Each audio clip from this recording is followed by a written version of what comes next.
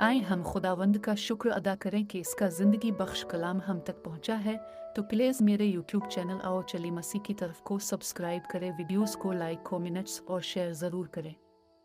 Bible मुक़द्दस में से आज का मज़मून, यसू का गैर यहूदी औरत की मदद करना। यसू इस जगह को छोड़कर सूर और सैदा के इलाके में गए। इस इलाके की रहने वाली एक कनान औरत यसू के पास आई और चीख चीख कर कहने लगी कि खुदावंद दाऊद के बेटे, मेरे हाल पर रहम कर, मेरी बेटी पर बदरू के असरात हो गए हैं और वो बहुत ही तकलीफ में मुब्तला है। लेकिन यसू ने इसको कोई जवाब ना दिया। इस वजह से शागिर्द यसू के पास आए और कहने लगे, इस औरत को चले जाने के लिए कहिए, क्योंकि वो चीखती हुई हमारे पीछे ही आ रही है। यसू ने कहा, मैं खुदा की तरफ से इसराइल की खोई हुई भेड़ों के सिवा किसी और के पास नहीं भेजा गया हूँ।